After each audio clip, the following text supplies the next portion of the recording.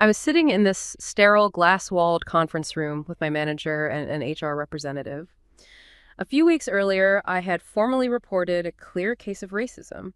I walked into that meeting expecting a serious discussion, maybe some difficult questions, but ultimately a path towards some kind of resolution. The HR rep had this incredibly calm, almost serene smile.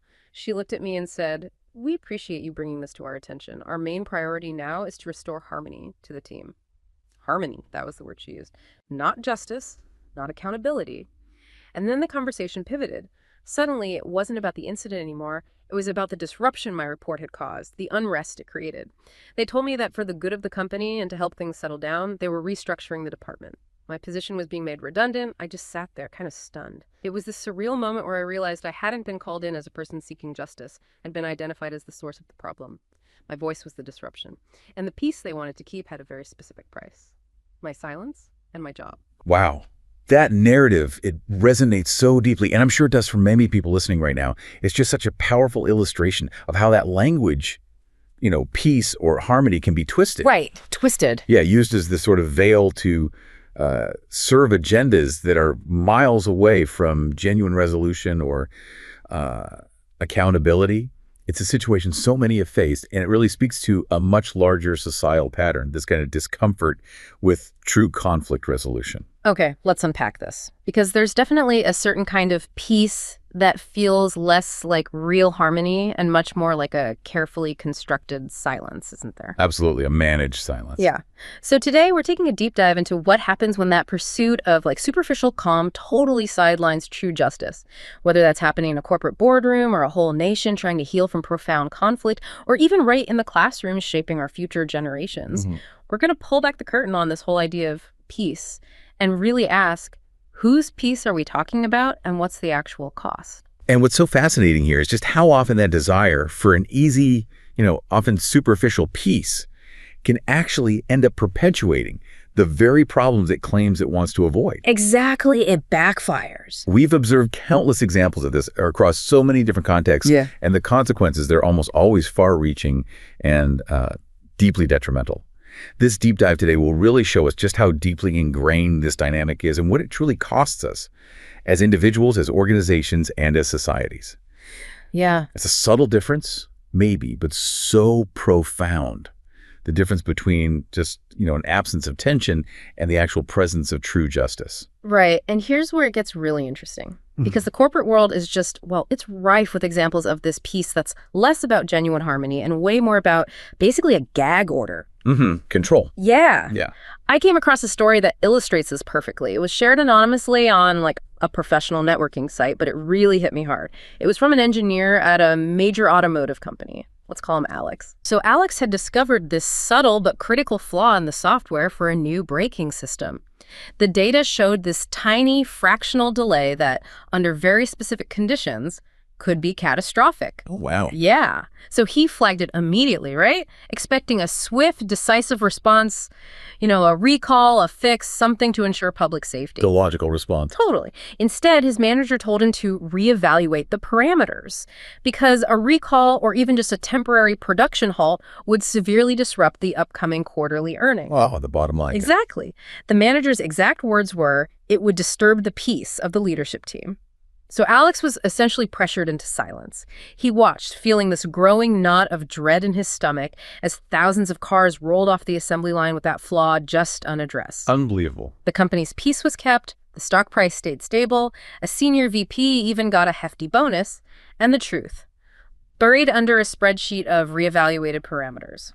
The story, for me, it's just chilling because it perfectly shows that superficial peace in a corporate setting isn't harmony, it's a gag order. It really is. Alex was like the immune system of that company, right? Trying to flag a serious disease. But the management, prioritizing short-term calm and their financial comfort over long-term health and, public safety, they just chose to silence the alarm. And that's not just ethically questionable. No, it's a ticking time bomb. True organizational health, whether it's cars or anything else, it demands the courage to face inconvenient truths, not just the power to suppress them. It's precisely this dynamic that raises such a crucial question for all of us. When management uses these seemingly harmless phrases like, let's not make this a big deal or don't stir things up, who actually benefits from that imposed calm? Right, who? Well, my extensive research strongly suggests it's almost always those already in positions of power. This isn't neutrality, it's actually a form of complicity. They're prioritizing their immediate comfort, the preservation of the status quo, over confronting the underlying injustices, or, like in Alex's case, critical problems. And that comfort, as we saw, it's built on silence. Exactly. Yeah. Often built directly on someone else's silence, and in many cases, their suffering. And it's not just an ethical failing either. There's a massive, tangible financial cost involved here. Oh, yeah. We've seen it repeatedly. Pretending conflict or problems don't exist doesn't make them vanish. In fact, ignoring these systemic issues, these interpersonal conflicts, it just leads to festering resentment, missed deadlines, decreased productivity, and ultimately, unsuccessful initiatives. Makes sense. I recently came across this shocking statistic that American businesses, for example, lose an astounding $359 billion. That's billion with a B yearly, purely due to unresolved conflict. $359 billion, that's staggering, truly. It's not abstract. It's a direct hit to the bottom line. It demonstrates that avoiding conflict isn't some cost-saving measure. It's actually deeply, deeply expensive. Wow. And what really strikes me in all this is how consistently the voice of the person raising the alarm, the truth teller, becomes labeled as the disruption, not the underlying problem itself. Yeah. Whistleblowers, whether it's Alex trying to prevent a car defect or the person in our opening story reporting racism, they're so often identified as the source of unrest rather than the injustice they bravely bring to light. It's a complete inversion of responsibility, right? Like a blame the messenger approach. You've absolutely hit on a critical point there. Sure. Leaders, whether they're in a corporation, a nonprofit, government, wherever, they have this fundamental responsibility to foster healthy conflict resolution, to create safe, productive environments where people actually feel empowered to speak up. It should be foundational. It really should. And Yeah. it goes way beyond just mere legal compliance. It means respecting the inherent dignity and intrinsic worth of every single individual, upholding employee rights like, the right to safe working conditions, protection against harassment, the freedom to report wrongdoing, even if these rights aren't explicitly spelled out in every single company policy. It's about cultivating a truly ethical culture. So how do we understand why these conflicts get so badly mismanaged? Is there a framework? There is actually a very useful one. To understand why these conflicts are so often mismanaged, we can look at a widely recognized framework. The Thomas Kilmann Conflict Mode Instrument, or TKI. It outlines 5 primary strategies people tend to use when approaching conflict, and each one has its own benefits and drawbacks. Okay, 5 strategies. What are they? So first, there's avoiding. This is characterized by low assertiveness and low cooperation. You might use this when the issue is trivial, or if you simply don't have a strong opinion, or, maybe you're on a bus and someone's playing music really loudly. Right, you might just let it go. Exactly. You might just ignore it because your goal, a pleasant ride, isn't critically pressing, and you'll likely never see them again. It's like a tactical retreat.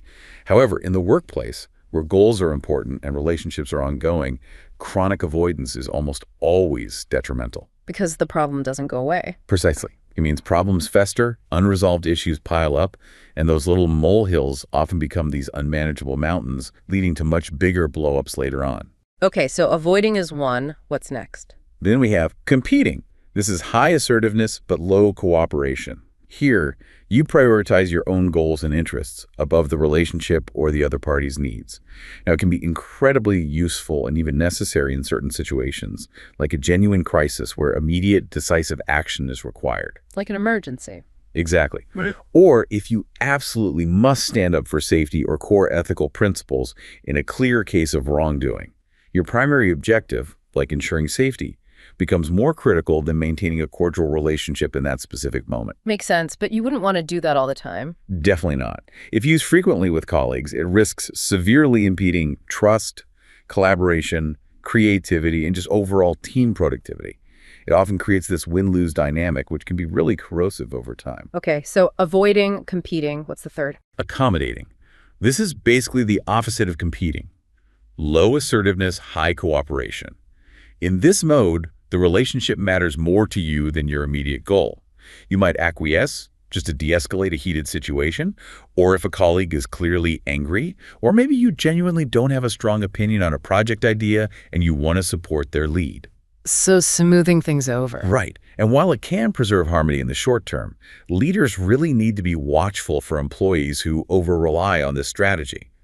Constantly accommodating can actually stifle innovation, prevent healthy debate, and mean that valuable perspectives or potential problems just never get brought to light. It could snuff out good ideas. Exactly. It can inadvertently snuff out the very creative problem-solving you need in an organization. Okay, number 4. Next is compromising. This is sort of a middle ground approach where both assertiveness and cooperation are moderate. It's often described as a lose-lose situation. Lose-lose. Why? Because both parties usually forfeit some of their original needs or desires to reach an agreement.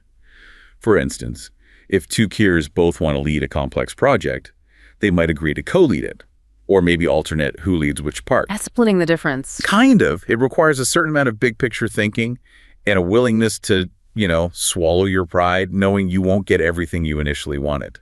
It's practical when time is short or when maintaining a functional relationship is really key.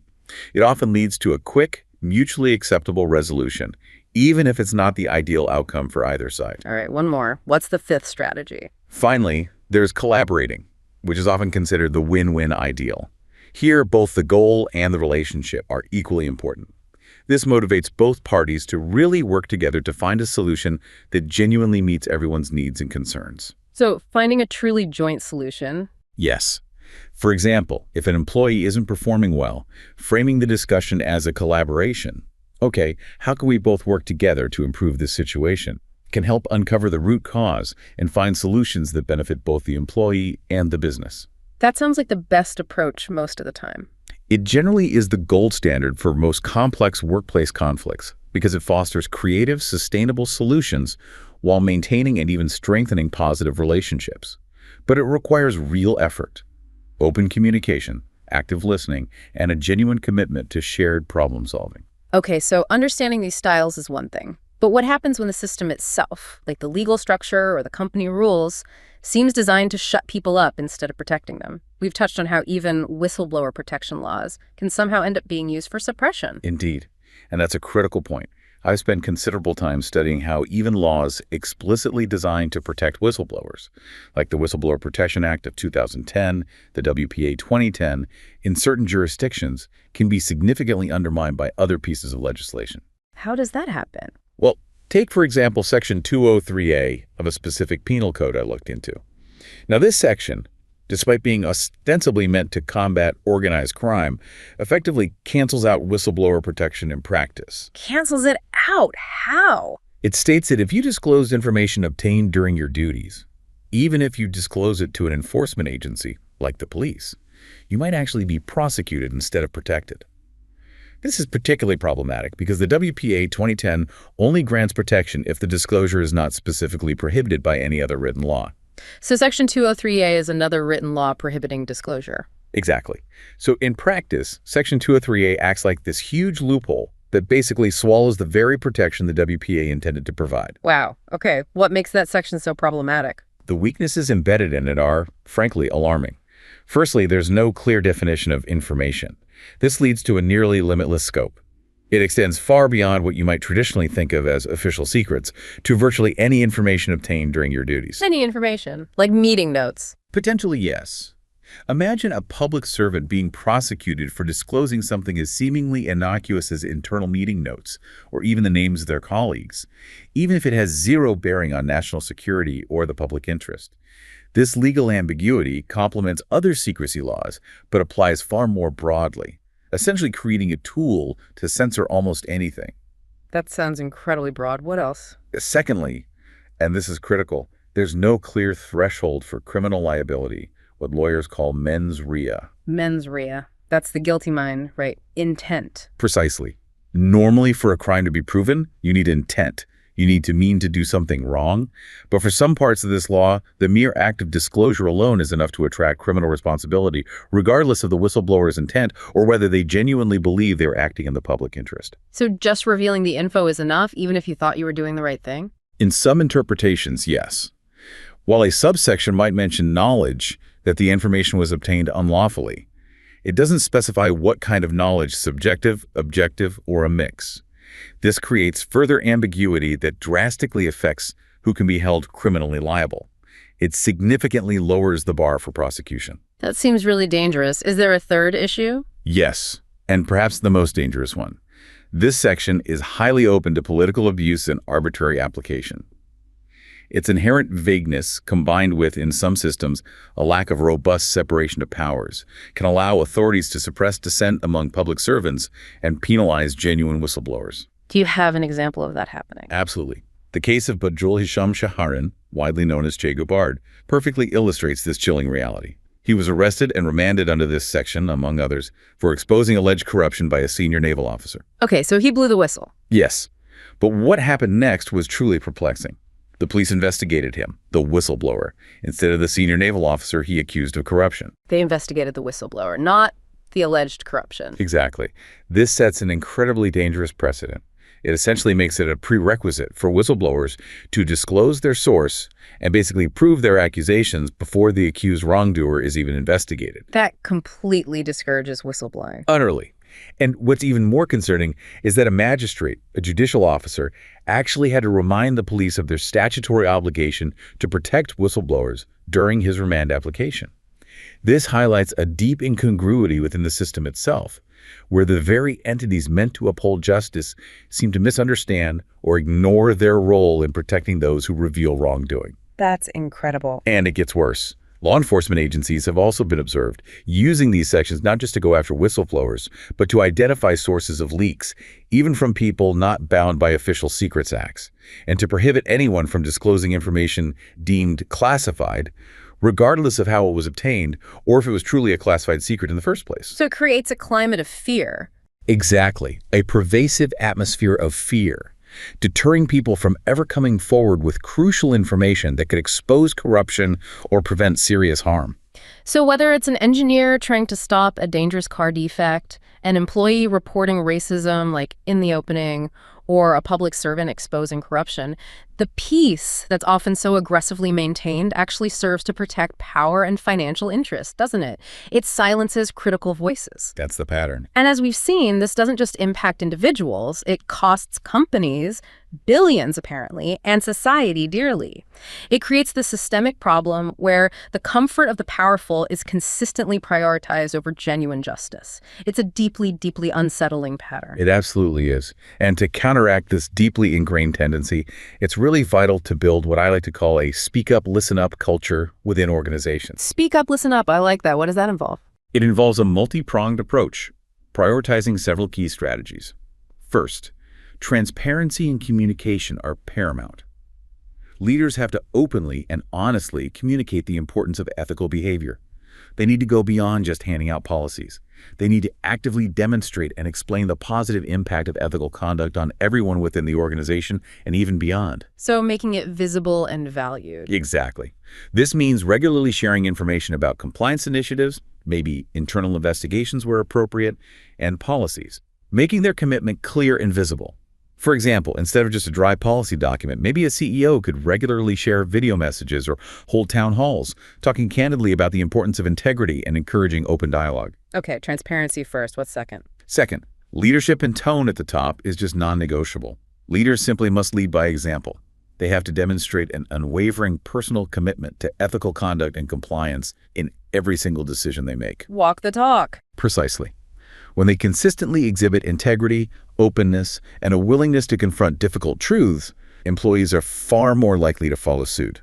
That fundamentally reshapes any negative perceptions about reporting issues. It's not just about what they say, it's about what they do. Got it. What's third? Third, training and education needs to be comprehensive and ongoing. These programs should do more than just review the code of conduct.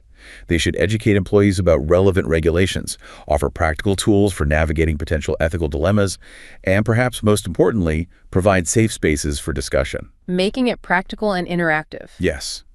Using real-life case studies and interactive scenarios can significantly enhance engagement and promote continuous learning, moving beyond abstract rules to real-world application.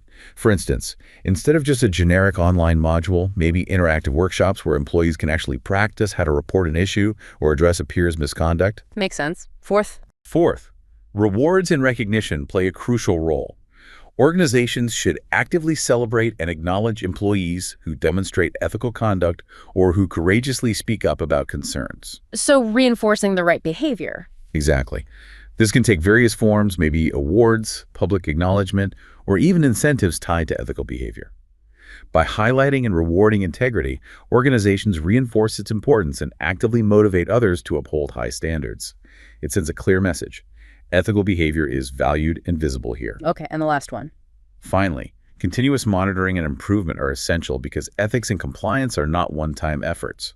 Organizations have to regularly review their practices, their procedures, their reporting systems to identify areas for improvement and adapt to new challenges. It's an ongoing process. No, absolutely. Soliciting employee feedback, establishing anonymous reporting mechanisms that are actually trusted and used, and then acting on that feedback are crucial for demonstrating a genuine, ongoing commitment to high ethical standards. It fosters a culture of integrity and responsibility. It shows the organization is a living, evolving entity, not just a static rulebook. Right.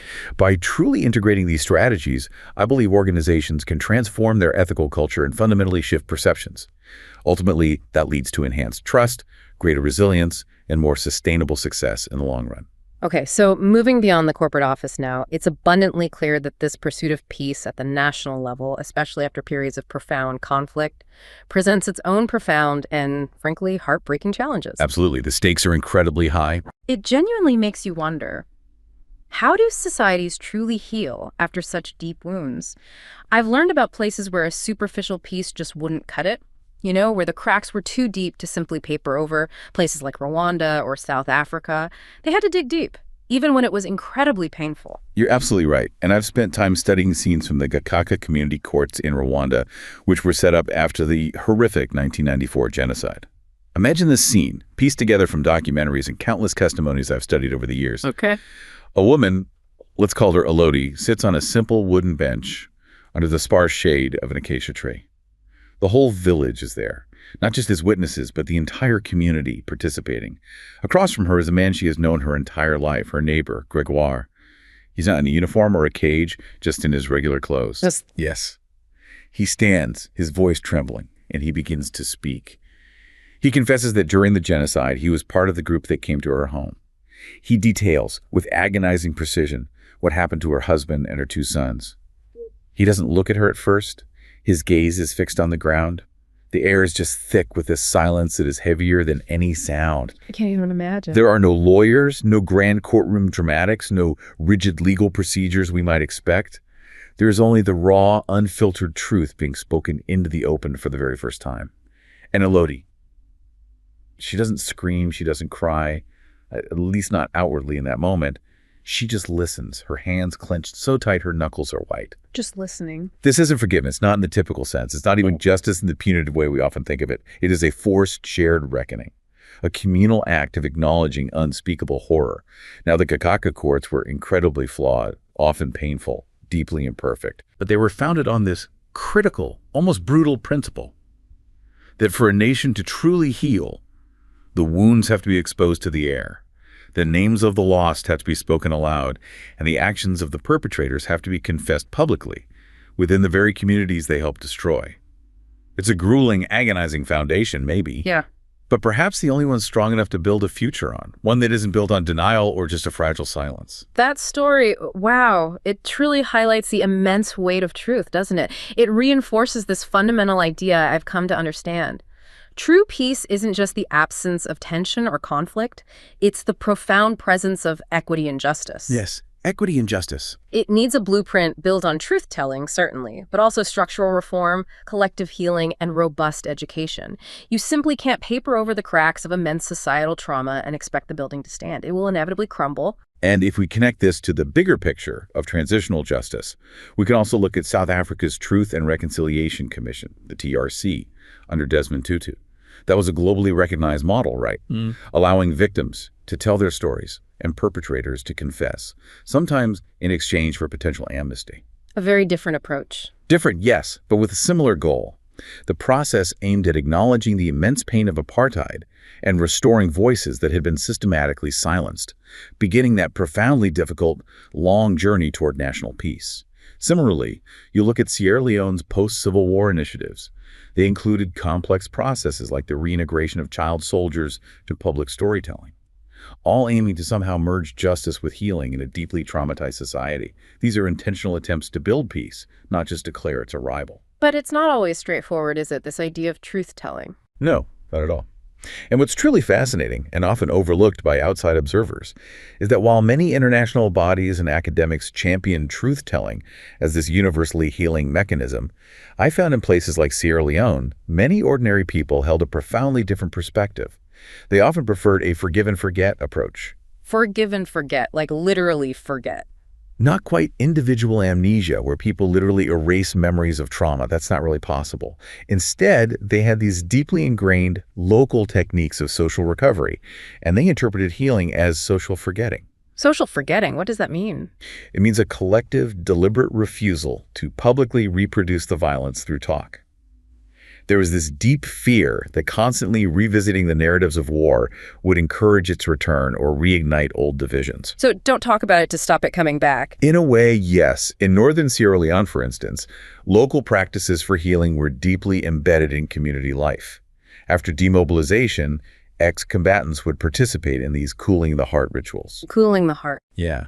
These ceremonies aim to reverse the work of combatant groups and restore the individual's relationship with God, ancestors, family, and community. Community members would use prayers, consecrated water, small offerings.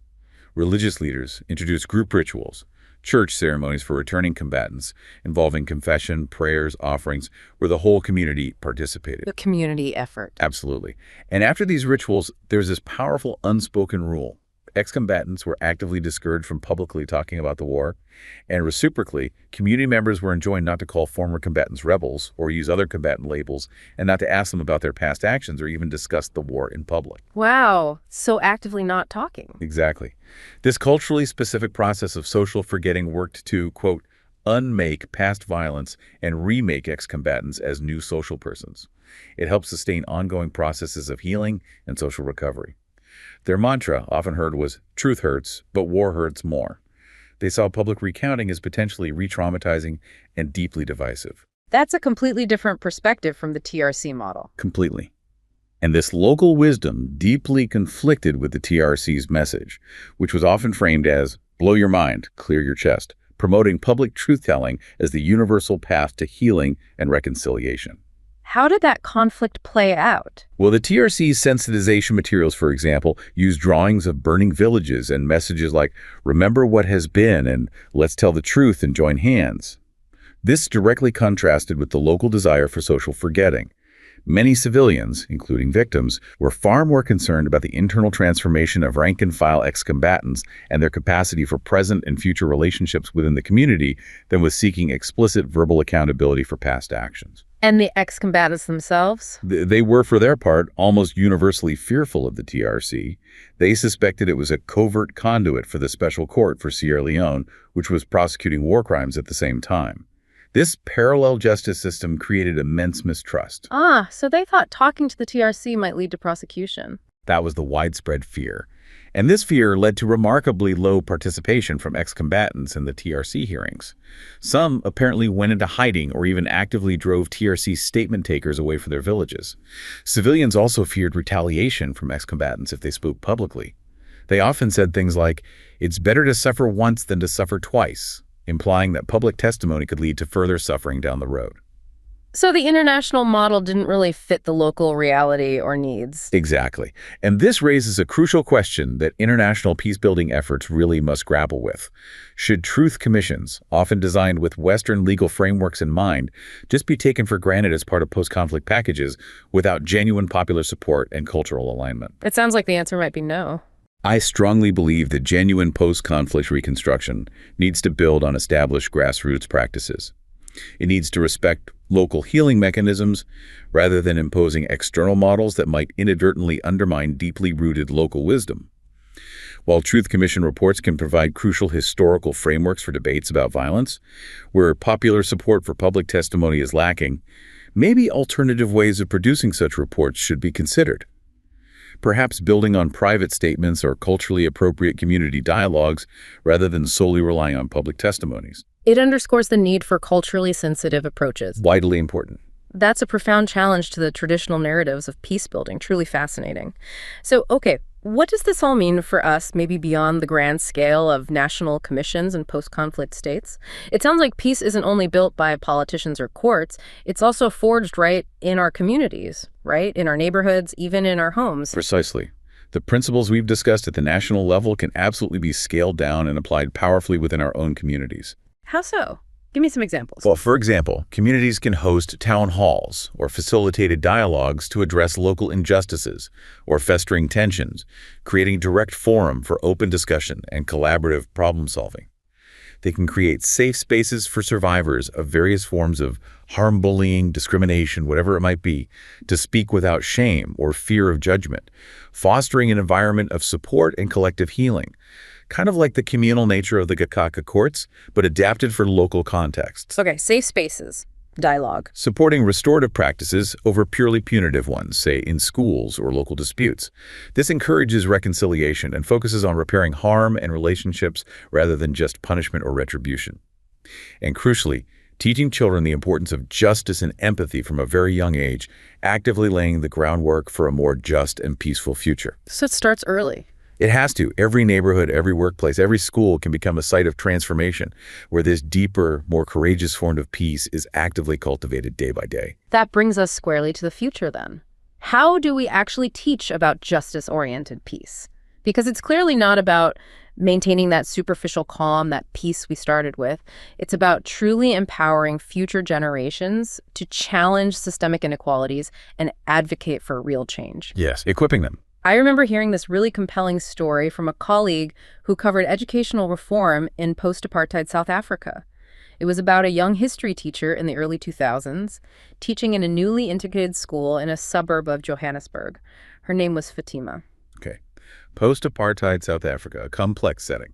Incredibly complex. Yeah. Her class was this fascinating, often challenging mix of Black students whose families had been systematically oppressed under apartheid and white students whose parents had often been beneficiaries of that very same system. Talk about tension in the room. Exactly. The old textbooks, of course, had either completely ignored or, even worse, justified apartheid. But the new curriculum, a landmark shift, explicitly called it a crime against humanity. So one day, Fatima was teaching about the Soweto uprising, a really pivotal moment in the anti-apartheid struggle. She put up that famous, haunting photograph of Hector Peterson's body being carried through the streets. Powerful image. Very. A white student raised his hand, visibly uncomfortable, and said his father told him the protesters were violent rioters who were just destroying property. Immediately, a Black student in the back of the room replied, his voice shaking with this raw anger. They were protesting because your parents' government wanted to force us to learn in the language of our oppressors. They were fighting for dignity. Wow, that's raw conflict right there in the classroom. Just imagine that moment. The classroom's superficial peace, that polite quiet, was utterly shattered. And I often think about Fatima in that moment. It would have been so much easier for her to just stick to dates and names right, to avoid the raw human conflict simmering right there in front of her. Easy way out. But she didn't. She used that moment to facilitate a difficult, uncomfortable, but absolutely essential conversation about perspective, about power, historical narrative, and the very real human cost of injustice.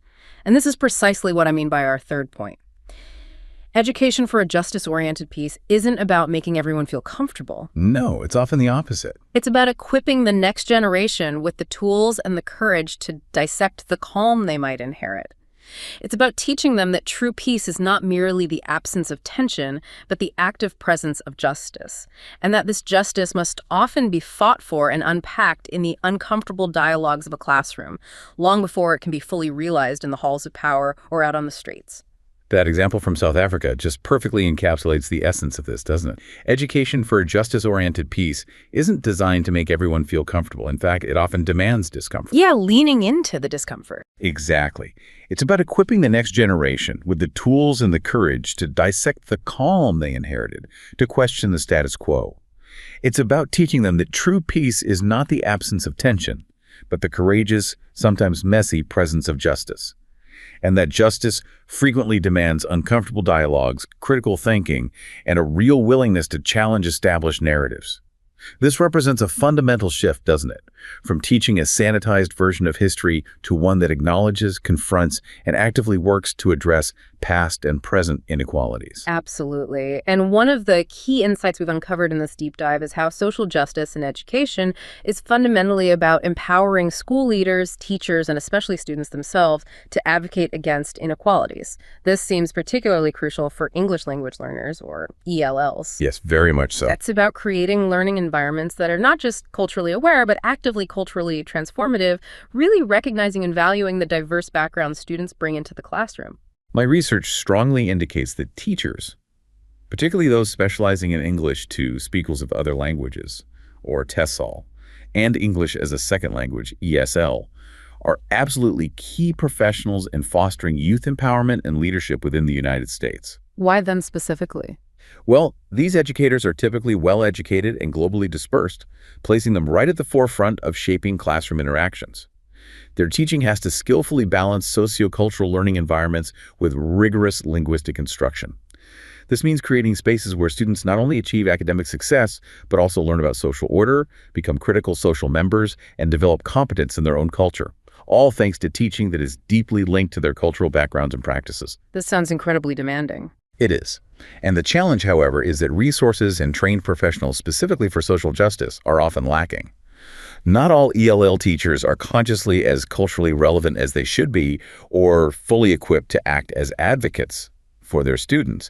And advocacy, which means actively taking action to fulfill student and family needs, is an inherent and I'd say imminent part of the ELL teacher's job description. They often stand right at the intersection of linguistic, cultural, and socioeconomic challenges their students face. And the number of these students is growing, right? Significantly. Consider the growth of the ELL population in the United States. From just about 2 million students in the 1990s, it surged to 5 million by 2008. Today, approximately 1 in 9 students in U.S. schools are ELLs. And demographers estimate that by 2038, this figure could be as high as 1 in 4 students. 1 in 4, wow. And while these students come from over 400 different linguistic and cultural backgrounds, a large majority, about 76% in elementary school and 56% in middle and high school, were actually born right here in the United States. So they're U.S. citizens. Many are. A significant proportion, around 80%, are Spanish speakers, often coming from lower economic and educational backgrounds than the general population. And many of these students are placed in English-only classrooms. This means they don't receive academic or content-based education in their first language, their L1. And that's a problem. Well, scholars increasingly suggest this can be deeply oppressive. It can lead to poorer academic achievement and higher dropout rates because their families, their cultural heritage, their native linguistic strengths are not being fully considered or leveraged in their learning process. Paradoxically, research actually shows that strategically using a student's first language can be a powerful tool for accelerating their English language development and deeper comprehension, not a hindrance. So the English-only approach might actually be counterproductive. In many cases, yes. Yeah. So how do we define social justice in education in this context? Broadly, it means empowering administrators, teachers, and teacher educators to create learning environments that are just open and socioculturally responsive. What are the goals of those environments? They should have multiple aims: fostering students' academic achievement, preparing students to be critical social members who understand and can challenge social order, and develop the inclusive, heterogeneous, sociocultural curriculums. It's fundamentally about recognizing systemic inequality and then taking concrete, proactive actions to eliminate it. It means being vigilant about policies and practices that might oppress or create imbalances for the poor, the vulnerable, the marginalized, often completely unintentionally. And policies can sometimes get in the way, even with good intentions. Absolutely. Language policies like the No Child Left Behind Act, NCLB, back in 2002, despite their stated intentions, often fell short in practice. While NCLB aimed for greater accountability in academic performance and English language development for ELLs, my research has revealed that it often placed too much emphasis on language development and race as isolated factors. What did it miss? It frequently obscured other critical risk factors like poverty, personal circumstances, and family characteristics that profoundly impact a child's learning and well-being. It also did very little to address the needs of students with mental health issues. This led to a situation where teachers were often forced to teach to the test just to meet accountability demands. Teaching to the test. Yeah, sometimes increasing English instruction purely for test preparation, rather than fostering deep conceptual understanding or culturally relevant engagement. Resources got diverted to raise test scores rather than addressing the holistic needs of the students. So what's the alternative approach? This is precisely where culturally relevant pedagogy steps in as a vital approach. It aims to consciously balance students' in-school and out-of-school values, bridging differences in a just and affirming way. This is absolutely crucial for students, teachers, and administrators to critically analyze society, understand power dynamics, and become agents of change. How does that look in practice? It means moving beyond outdated, often Eurocentric textbooks, incorporating social action curricula, and ensuring teachers adopt a social justice focus in their teaching style. Social justice in the classroom means pursuing academic achievement, fostering critical consciousness, which addresses issues of race, class, gender, disability, sexual orientation, and other forms of marginalization, and implementing inclusive educational practices for all marginalized students. It's a meaningful, inclusive, and culturally based approach where students receive comprehensive language support and are truly honored for who they are, fostering their full identity. Can you give an example of an educator who really embodied this? Yes, a powerful living example is Jose A. Claudio, who actually authored the curriculum unit we've been drawing from. His personal journey is just a testament to continuous advocacy and a deep commitment to community. What did he do? Well, for instance, he established the first openly affirming Hispanic UCC church in Western New York called El Nuevo Camino, creating a safe and inclusive spiritual home. He also actively participated in critical community actions, like advocating tirelessly against the proposed closure of Lafayette High School in Buffalo, a school where a majority of EL students were enrolled. So he fought to keep their school open. Yes, his unwavering efforts, working alongside the community organization Voice Buffalo, were instrumental in ensuring the school remained open, preserving a vital resource for these students. And on a national level, with the Gamaliel Foundation, he participated in nonviolent advocacy campaigns. For example, one in Chicago, where he helped secure a safer bus stop for the elderly who previously had to cross this really dangerous and unsafe intersection. How did they achieve that? The strategic approach there was brilliant. They had politicians and lawmakers actually experience the dangerous walk themselves. It made the abstract problem concrete and undeniable. Smart tactic. Very. And these deeply personal experiences, witnessing and participating in tangible change, profoundly motivated him to create curriculum designed specifically to support a classroom focusing on social justice. He drew immense inspiration from the philosophy of Paulo Freire, particularly Freire's potent observation: washing one's hands of the conflict between the powerful and the powerless means to side with the powerful, not to be neutral. Powerful quote. Foundational, really, to his approach to teaching for change. It emphasizes that true education cannot be neutral in the earth of injustice. His curriculum specifically focuses on social justice activists like Nelson Mandela, Mahatma Gandhi, Martin Luther King Jr., Cesar Chavez, Maya Angelou. Inspiring figures. Absolutely. These iconic figures are used as powerful catalysts to encourage cultural understanding, civil rights, and democracy, fostering what he powerfully calls opportunities for the liberation of the oppressing minds and the oppressed students. The lessons are meticulously designed to be culturally relevant, allowing students to explore issues that are personally meaningful and resonate with their lived experiences. They use diverse resources and even leverage the students' first language as a vital tool for understanding complex concepts. So it's about empowerment through their own context. Exactly. It's Wow. ultimately about empowering students to be active, informed participants in democracy by developing robust literacy, numeracy, technological, social, and political skills, using their own culture and experiences as the vehicle for profound learning and transformation. It's truly exciting to see this vision of social justice education actually taking root, isn't it? With young people becoming such powerful agents of change today. I've encountered incredible stories of youth leaders around the world who aren't waiting for permission. They're just building solutions and pushing for justice right now. It's incredibly inspiring to witness. I recently learned about this cohort of remarkable young changemakers who are actively localizing the UN's Sustainable Development Goals, demonstrating that this isn't just theory, but vibrant, active practice happening in communities worldwide. Tell me about some of them. Okay, take Natalia Suyama from Brazil. She's this formidable climate justice advocate who passionately insists that the climate crisis is about power, territory, and dignity, not just emission statistics. More than just numbers. Way more. Her tireless work has influenced significant legal and structural changes for marginalized communities in Belo Horizonte, ensuring youth representation in municipal governance. She powerfully articulates for young people the climate crisis is personal. It's about defending our right to exist and to dream of a livable future. She really embodies that idea of disruption for a more just peace. Amazing. Who else? In South Africa, there's Khetometse Fedimata Mothlotse. At just 17 years old, she founded the Black Wamson Caucus to directly confront and end gender-based violence and femicide in her country. At 17. Incredible. Isn't it? Her activism didn't stop there. It led to a powerful national movement, hashtag the total shutdown, and eventually a landmark government plan to address these critical issues. She poignantly argues, we're tired of the silent yet loud injustices. Her work emphasizes that localization of justice means tangible access to information and decision-making for young people, especially those most impacted by these injustices. Giving voice to the silenced. Precisely. Then we have Eva Chisom Chukwunelo from Nigeria. She's a disability rights advocate who is fiercely challenging the invisibility and marginalization of disabled people. She proclaims, "My body isn't broken, it's beautiful." Love that. Through her organization, Cray Impact Africa, she uses the transformative power of storytelling and photography to celebrate disabled bodies and lives. She powerfully encourages others to work with disabled people, not just for them.